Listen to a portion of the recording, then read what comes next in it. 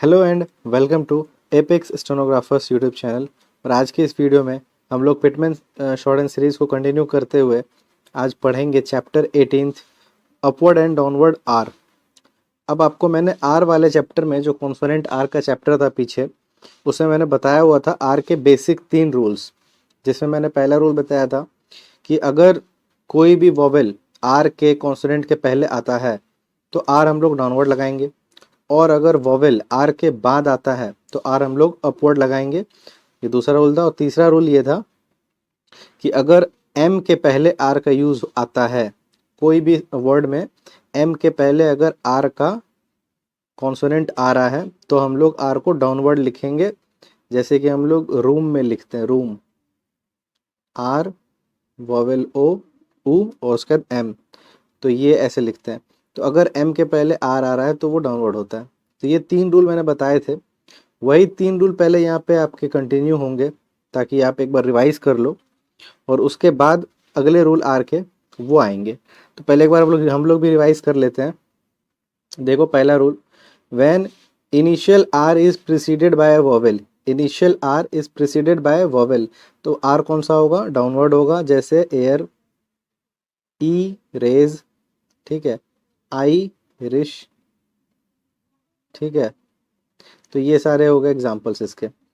दूसरा rule, in other cases the general rule is to write initial और final are upward when it is followed by a vowel।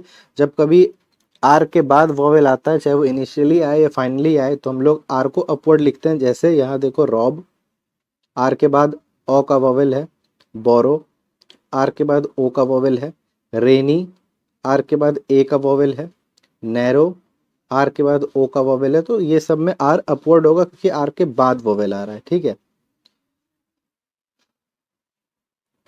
अब अगला rule देखते हैं, initial R followed by M is always written downward. ये rule भी बता दिया था मैंने अभी कि अगर आर के बाद एम का यूज है तो हम लोग आर को डाउनवर्ड लिखेंगे, चाहे वॉवेल जो है वो कहीं पे भी आए।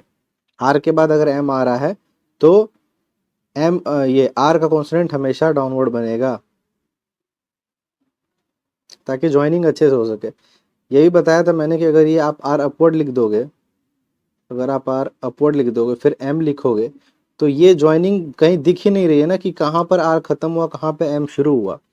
इसलिए हमारी मजबूरी है कि हमको आर ऐसे लिखना पड़ता है। चलिए आगे चलते हैं।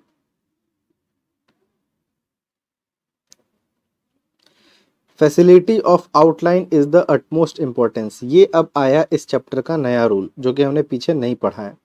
Facility of outline is of utmost importance however and accordingly either form of r is written and vowel indication ignored in order to secure a facile form।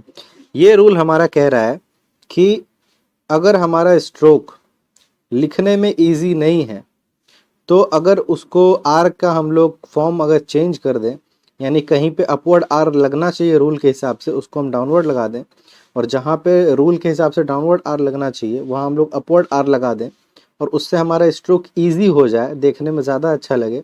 और जो हमारा डायरी होता है उसमें जो एक लाइन की विड्थ होती है उसको क्रॉस ना करे, तो हम लोग जिस भी तरीके से आ रहा है उसमें हम लोग वॉवेल को इग्नोर कर देते हैं और हम लोग आर के रूल को भी इग्नोर कर देते हैं।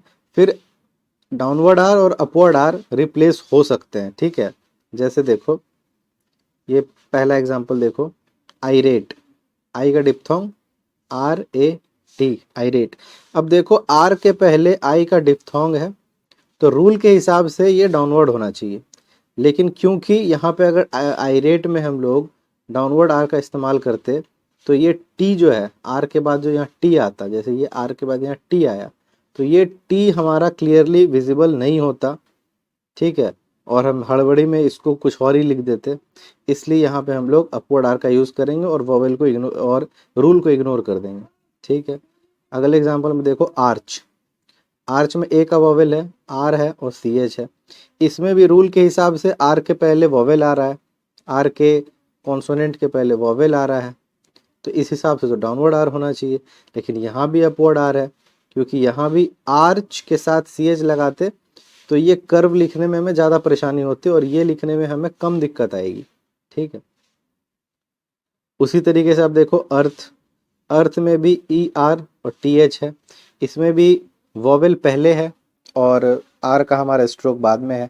इसमें भी डाउनवर्ड आर होना चाहिए रूल के हिसाब से, लेकिन हम यहाँ पे रूल को इग्नोर कर देंगे अगर हमारी ज्वाइनिंग अच्छी है, स्ट्रोक हमारा इजीली बन रहा है। ठीक है, सिमिलरली जहाँ पे अपवर्ड आर लगना चाहिए वहाँ अगर डाउनवर्ड आर हमारा अच्छा लग रहा है तो हम लोग डाउनवर्ड आर लगा सकते हैं, कोई दिक्कत नहीं है। अब अगला रूल देखो, अगला रूल कहता है generally the upward form is preferable after 2 down strokes. तो इसमें देखो यहाँ पे हमारा वर्ड है प्रिपेयर, प्रिपेयर में पी आर तो आ गया हमारा लाइन तक। ठीक है, अब ये दूसरा पी जाएगा नीचे, फिर आएगा अपवर्ड आर प्रिपेयर।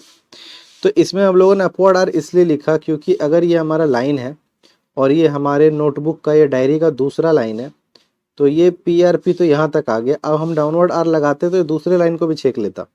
ठीक है, ये दूसरे लाइन को इंटरसेक्ट कर जाता, बाइसेक्ट कर देता, तो ये हमारा 2 लाइन बर्बाद हो जाता। फिर हम लोग अगर अगला सेंटेंस यहाँ से स्टार्ट करते तो हमें दिक्कत होती। इसलिए हमें 3 लाइन तक नहीं खींचना है इसको, इसलिए हम लोग यहाँ से एक पी आर हो गया, एक पी हो गया, फिर ए हो गया, फिर ये आर अपवर्ड ले लिया हमने, ताकि हमारी स्ट्रोक जो है वो कॉम्पैक्ट हो जाए, थोड़ी कम जगह ले। ठीक है, आगे चलते हैं और एग्जांपल्स देखो। शेक्सपियर में भी हमने वही किया, पी के बाद अगर हम लोग डाउनवर्ड आर लगाते तो शेक्सपियर जो है दूसरे लाइन तक चला जाता। ठीक है, और कहीं कहीं पे हम लोग आर का डाउनवर्ड फॉर्म भी यूज कर लेते हैं अपवर्ड आर की जगह, जैसे यहाँ पर देखो, यहाँ पर है शफलर, श एफ एल और आर। ठीक है, श एफ एल और आर। अब ये वाला स्ट्रोक में हमें देखो आर लिखने में बहुत सहूलियत हो रही है, और अगर हम लोग ऐसे आर लिखते तो ये उतना अच्छा नहीं लगता, तो और ये जल्दी बन जाता है हमारा। तो इसलिए हम लोग जहाँ पे हमारी जैसे ज्वाइनिंग सही लगेगी हम लोग कर सकते हैं, रूल को हम लोग इग्नोर कर सकते हैं जब तक कि हमारा स्ट्रोक अच्छा बन रहा है और हमें पढ़ने में अच्छे से आ रहा है। ठीक है, अगले रूल पे चलते हैं। After a single straight up stroke the upward form is easier because it avoids an angle. अब जैसे देखो ये रोर है, रोर में हमारा 2 आर का यूज आ रहा है, अगर हम लोग एक आर अपवर्ड लिख दें और एक आर डाउनवर्ड लिख दें तो हमें एक एंगल यहाँ पे मिल जाता है। ठीक है, और ये एंगल हमेशा जल्दी में लिखने में थोड़ी दिक्कत आती है, और अगर हमें जल्दी लिखना है तो हम एक लंबा सा खींच देंगे, ये पहला आर, ये दूसरा आर, बीच में हमने ओ का वॉवेल दे दिया, तो ये हमारा जल्दी से लिखा जाएगा। तो हम लोग एक आर के बाद अगर दूसरा आर आता है तो हम लोग उसको अप स्ट्रोक में लिख लेते हैं ताकि वो जल्दी से लिखा जाए। उसी तरीके से देखो W के बाद भी अगर आर आ रहा है तो हम लोग ऊपर ले रहे हैं, Y के बाद भी आर आ रहा है तो हम लोग ऊपर वाला ले लेंगे। लेकिन अगर किसी वर्ड के, अगर किसी आर के स्ट्रोक के बाद ई आर लग जाए, कहीं पे अगर आर के बाद ई आर लग जाए, ठीक है, तो हम लोग उस समय डाउनवर्ड आर ले लेंगे। जैसे यहाँ देखो roarer, R R, R O R roar, और ई आर रोरर। अब यहाँ पे हम लोग 3 आर ले ले तो बताओ ये ऊपर वाला लाइन टच कर जाता, इसलिए हम एक डाउनवर्ड आर ले लेंगे ताकि ये एक लाइन के अंदर बन जाए। जैसे हमारे नोटबुक में इस डिस्टेंस पे 2 लाइन है, तो अगर हम लोग यहाँ से स्टार्ट करते हैं रोरर तो यहाँ तक बन जाएगी, और अगर 3 आर ले लेते तो ये क्रॉस कर जाता, इसलिए हम लोग डाउनवर्ड आर का यूज़ कर लेंगे। चलिए अगले रूल पे चलते हैं। The upward form is obviously better in officer. सही है, ऑफिसर में देखो आप ओ एफ एस आर, ये अपवर्ड फॉर्म वाला अच्छा लग रहा है और जल्दी बन जाएगा। और ये ऑफिसर, इसके जैसे और भी कई सारे वर्ड्स बन सकते हैं, ठीक है, लेकिन ये यूनिक हो जाएगा ऑफिसर, इसलिए हम लोग अपवर्ड फॉर्म यूज़ कर लेंगे और यहाँ हमारा हाथ रेडी रहेगा अगले वर्ड के लिए, तो ये इजी रहेगा। आप ऐसे भी लिख सकते हो, कोई दिक्कत नहीं अगर आप पढ़ पा रहे हो। अब यहाँ देखो नाइसर, नाइसर में भी ये वाला फॉर्म इजी है लिखने को, हाथ अपने आप ऊपर चला जाएगा, ना कि इसको फिर आप ऐसे आर बनाओ, ये कुछ और ही अजीब सा लगेगा। ठीक है, अब अगला रूल देखो, आर फाइनली हुक्ड। नहीं, एक रूल रह गया, where R immediately follows a curve and circle like F S और एन एस और ए स्ट्रेट हॉरिजॉन्टल और अपस्ट्रोक सर्कल फॉर एस। यहाँ पे भी हमारा अपवर्ड आर यूज होगा। देखो जैसे ये एफ एस है, ये एफ एस है तो इसके साथ भी अपवर्ड आर यूज होगा, और एन एस है तो इसके साथ भी अपवर्ड आर यूज होगा इस रूल के हिसाब से। अब अगले रूल पे चलते हैं। आर फाइनली हुक्ड, अगर आर हमारा वो फाइनल हुक की तरह यूज हो रहा है, जैसे हम लोग यहाँ पर किसी भी हुक में एन लगा देते हैं या एफ लगा देते हैं या वी लगा देते हैं, तो अगर आर के साथ हुक लगा हुआ है तो क्या रूल है देखो। When R follows another stroke and is hooked finally it is generally written upward. देखो स्पर्न में SPURN स्पर्न में आर के साथ एन का हुक लगा हुआ है तो आर हमारा अपवर्ड है।